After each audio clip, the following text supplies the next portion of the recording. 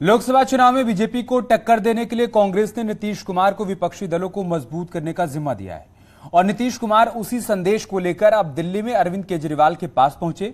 यहां भी केजरीवाल की लड़ाई को अपनी लड़ाई बताकर नीतीश ने 2024 में संग संग चलने की अपील की है।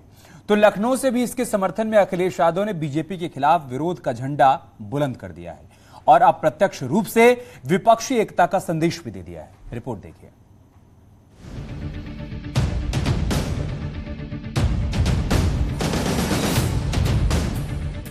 कर्नाटक के मंच से विपक्षी एकता की ताकत का संदेश जब कांग्रेस नहीं दे पाई तो बिहार के मुख्यमंत्री नीतीश कुमार के कंधे का सहारा लेते हुए कांग्रेस उन पार्टियों को अपने साथ लाने की तैयारी में जुट गई है जिसने लोकल स्तर पर कांग्रेस को कमजोर किया, कांग्रेस को खोखला किया और कांग्रेस के वोट बैंक में सेंधमारी कर गद्दी पर कब्जा कर लिया। यानी बात हो रही है उस शख्स की जिसने क्षेत्रीय पार्टी से अपने दल को राष्ट्रीय पार्टी बना लिया। वो है दिल्ली की सत्ता पर काबिज अरविंद केजरीवाल, जिसे मनाने के लिए अब बिहार के मुख्यमंत्री नीतीश कुमार उनके दर पहुंच गए।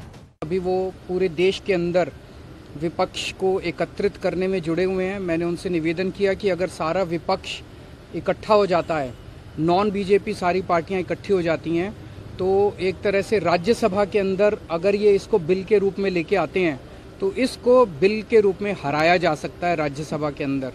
और अगर राज्यसभा के अंदर ये बिल हार गया तो ये एक तरह से 2024 का सेमीफाइनल होगा। फिर एक मैसेज चला जाएगा पूरे देश के अंदर। ये बिल अगर हार जाता है तो मैसेज पूरे देश में जाएगा कि 2024 के अंदर बीजेपी की सरकार जा रही है। कभी अखिलेश यादव के साथ मुलाकात तो कभी अरविंद केजरीवाल की लड़ाई को खुद की लड़ाई बताने वाले नीतीश कुमार का सपना विपक्ष से प्रधानमंत्री फेस बनने का है।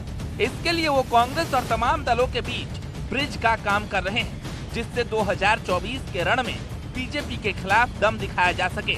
लेकिन इसकी तस्वीर जब कर्नाटक में नहीं दिखी तो वो बेंगलुरु से सीधे दिल्ली पहुंचे और अरविंद केजरीवाल से मुलाकात की और विपक्षी एकजुटता के लिए बात की। कह रहे हैं कि सारे देश में सब लोग एकजुट हों ताकि ये लोग संविधान का भी और किसी भी चीज का अपने ढंग से जो इधर से उधर कर रहे हैं और किस तरह का माहौल बन रहा है। अब दिल्ली में इनको लोगों ने किस तरह से बहुमत दिया है और किस तरह से सब लोग साथ हैं और हम लोग इस बात को मानते हैं कि काम कर रहे हैं, बहुत अच्छा काम कर रहे हैं। इस मुलाकात में दिल्ली में सर्विसेज मामले में केंद्र के अध्यादेश को लेकर चर्चा हुई और केजरीवाल ने जेडीयू नेता नीतीश कुमार और आरजेडी नेता तेजस्वी यादव से इस मामले में राज्यसभा में समर्थन की अपील की और विपक्षी नेताओं से समर्थन मांगा। फिर क्या था, अखिलेश यादव भी इसी मौके की ताक में थे और उन्होंने भी ट्वीट के जरिए लगे हाथ समर्थन भी दे दिया। अखिलेश यादव ने लिखा, दिल्ली का अध्यादेश न्यायपालिका का अपमान है। ये बीजेपी की नकारात्मक राजनीति का परिणाम है और लोकतांत्रिक अन्याय का भी। भाजपा जानती है कि लोकसभा चुनाव में दिल्ली की सभी सीटों पर उसकी करारी हार होगी, इसलिए जनता से पहले से ही बदला ले रही है। अध्यादेश के नाम पर ये जनादेश की हत्या है। दिल्ली वर्सेस केंद्र सरकार की लड़ाई के बहाने अब विपक्ष को मजबूत करने की कोशिश हो रही है। जो कर्नाटक में नहीं हो सका उसे जमीन पर लाने की तैयारी हो रही है और इसमें आदेश भले ही सोनिया गांधी का हो, लेकिन विपक्ष को एकजुट करने का फर्ज नीतीश कुमार निभा रहे हैं और इस मुहिम में अरविंद केजरीवाल के साथ अखिलेश यादव का भी साथ मिल गया है।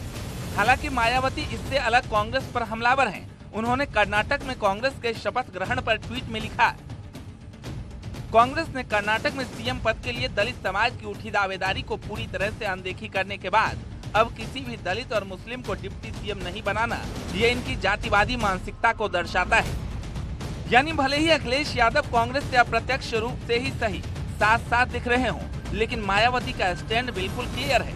लेकिन जिस तरह नीतीश कुमार परिक्रमा पार्ट 2 में जुटे हैं, उससे लगता है कि उनका अगला पड़ाव बंगाल की ओर होगा और फिर उत्तर प्रदेश में भी वो पिछली बार की तरह नजर आएंगे और क्षेत्रीय पार्टी को अपने रथ पर सवार करने की कोशिश करेंगे, जिसकी कमान शायद कांग्रेस के पास है। Bureau report, news 18।